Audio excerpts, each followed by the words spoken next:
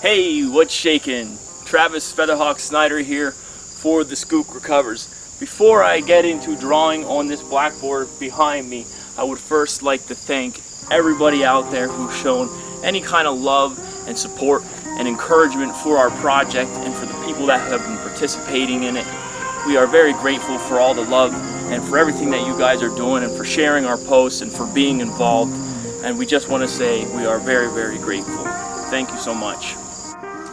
Now, I'm going to attempt to do this in one take. For those of you who did not make it out to the first event on August 16th at the Higgins Park, at the end of my presentation, after sharing my experience, strength, and hope, I gave a little bit of a rundown on my ideas on how bringing more compassion into our society, into our communities, and into the general public by raising awareness and by educating people, how this in turn is going to raise the success rate of people who are deciding to start a new way of life, people who are deciding to enter a life of recovery that goes beyond the love and support that they're getting from their family and their close friends and the support groups that they have.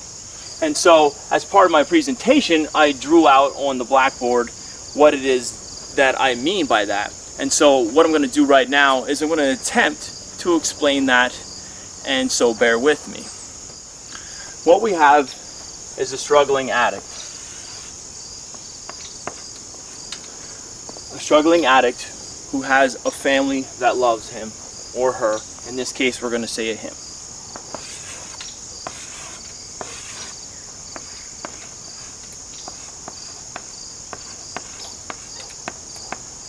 Never mind my drawings.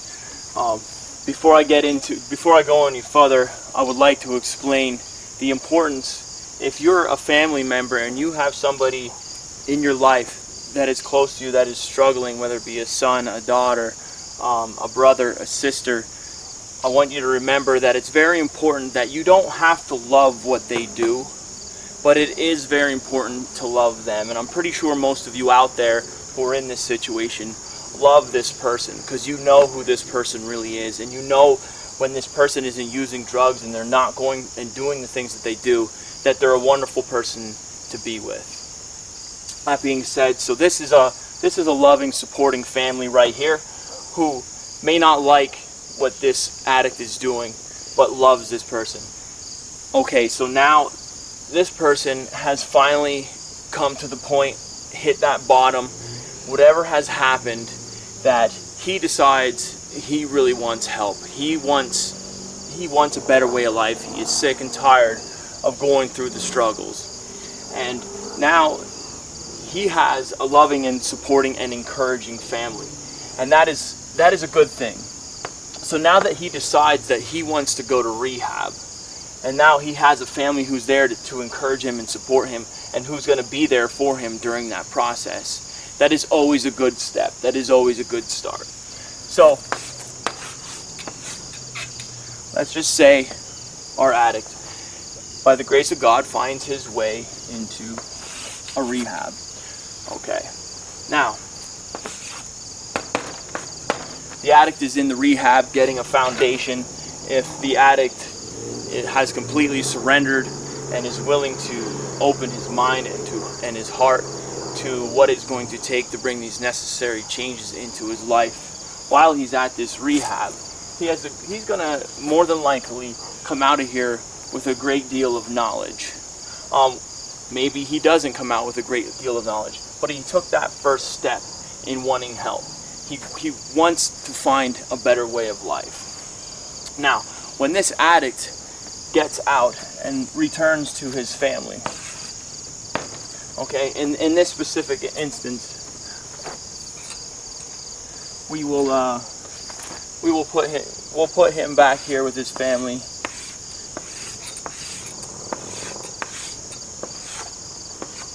Back home.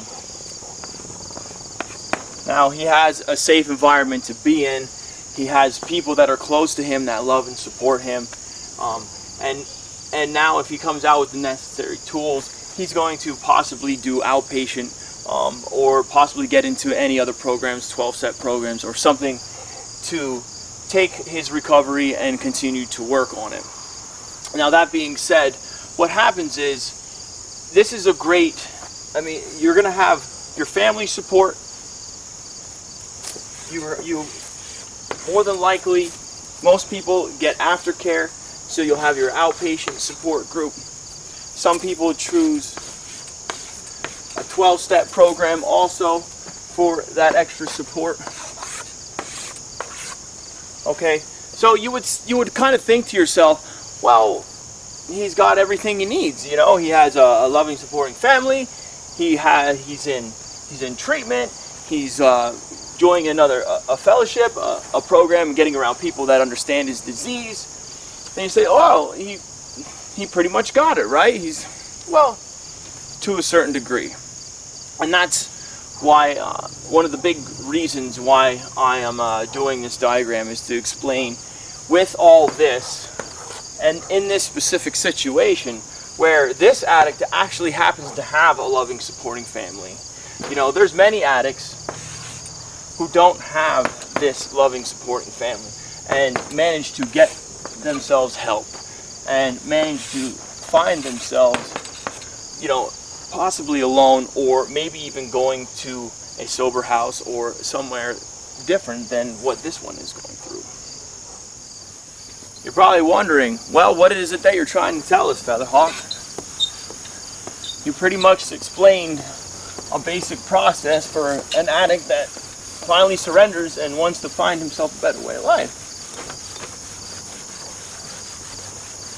Well, here's what I wanted to explain. So now, you have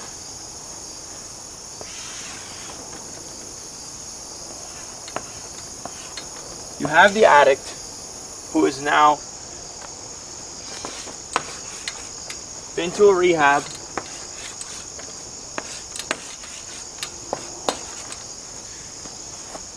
decided after rehab that he was going to enter the 12-step program, which is great.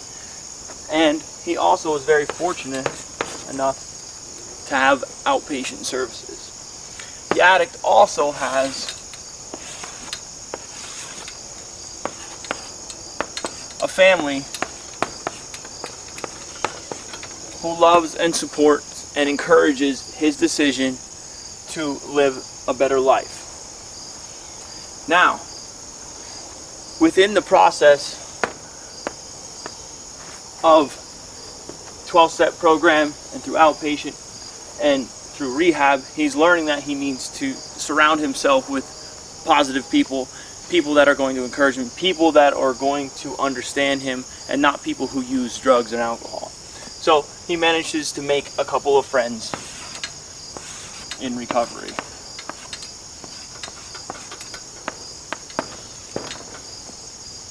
Now, the only thing missing in this drawing is this big gap here. Now, in this big gap is what lies the one thing that we have been truly missing for a very long time. And what that is inside of this gap is our communities, is our society, is the general public. It is people out in the world who really don't understand what addiction is. And too often, inside of this big spot here, there's a thing called the stigma. The stigma of what addiction is. When people that don't understand the disease, how they're viewing it, how they're viewing a heroin addict, how they view an alcohol, based off of maybe what they've seen in movies or what they heard from their friends. And from this stigma, what is created is not an understanding of the disease, but a viewpoint of the disease that only allows for people to look at it in one way. And in most cases, people are out here looking down on people and looking at them as if they live under a bridge, or as if they're, you know, hunched over with needles in their trench coats. And this is not true. This stigma of what addiction is and what an addict is is one of the big things that has kept our society and the general public and our communities from truly understanding what it really is. So, one of the biggest things that we want to do, first of all, with the Skook Recovers project being one of the missions for our project, is to relieve the general public and our communities of that stigmatic perspective of what addiction is. And so what happens is, when we relieve the stigma, and we do this by educating people, we do this by sharing our stories publicly. We do this like we do on the Skook Recovers Facebook page, where people are sharing their testimonies for everybody to read and understand and get a different perspective from somebody who's actually been an addict, who they know. And we're seeing it time and time again on our pages and our posts that people that didn't know but are also becoming aware of these people who have been through a struggle, and then are managing to find themselves to be encouraging and giving them some love and support. So once we educate people on the disease of addiction, not just from a clinical standpoint, but from an actual spiritual standpoint, by sharing our stories, sharing what we went through, this stigma begins to lift a little bit.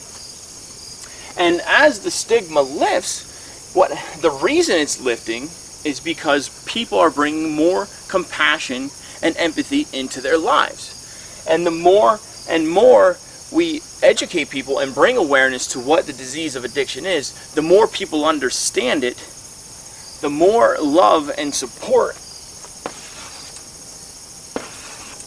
and encouragement and compassion we're going to get from the community. We're going to get from the general public, who once viewed addicts and alcoholics and people with mental health issues, who once viewed them as bad people. They are going to start to understand that these are people just like they are. These are people who also have a purpose, and that who are finding their purpose, and that in order for them to live out a better life, that they need more love and encouragement and support. And yes, they're getting it from home. They're getting it from their new friends that they found in recovery. They're getting the support that they need. But when our communities start to understand it, when people who once looked down on them before now look at them as people, they are now getting a level of support that never truly existed, that I can ever remember. And so now, what happens is, this person not only does the love and support from their family going to help them continue and stay positive, knowing they're going to have to work hard on their recovery, but now that they're having compassion and support from the community, from people they don't even know, people that are, when they're sharing their stories or when they're out there and people are patting them on the back and people are smiling, that adds a whole new level to for the amount of let me re-say that. That adds a whole different aspect to this person's recovery, therefore raising the success rate for him to continue in a lifetime of recovery. Okay? So now let me explain also, in a situation where you have a recovering person who may not have a loving, supporting family. So we remove this from the equation, okay? Now this person maybe has found new friends and people that are going to support them, maybe in a fellowship or maybe in a sober house that they're living in. But if we're eliminating this factor and we're bringing in more love and support and compassion from people who don't know them, just that knowing, just him knowing that his community is there to say, hey, you can do this, you're going to also raise the person who doesn't have a loving, supporting family. Their success rate goes up as well. And this goes for anybody. Somebody that just got out of jail. Somebody that, any level of compassion from any level inside the community from inside of our county government, from people to our police officers and probation officers, and anybody, business owners, just basically everybody, opening their mind, just opening it up and getting an understanding of what it is, seeing the success stories through our page, reading them and understanding them, and realizing that these people out here, they have something, they have a gift. Let me tell you another thing too. What also happens is when people that are in recovery are sharing their stories through the Skook Recovers and putting themselves out there for the public to see, it adds a level of accountability that never even existed before. Because one of the most important things for an addict to succeed in recovery is holding themselves accountable and being aware of their every thought and action. And now that they're putting their stuff out there, and for the general public to see, for the communities to see and read their stories, they have now added a level of accountability to the point where people know that they're in recovery. So to them, it adds a whole nother energy into their recovery where, okay, so people know I'm in recovery, so I need to pay attention to what I'm doing. And in turn, it also raises the success rate.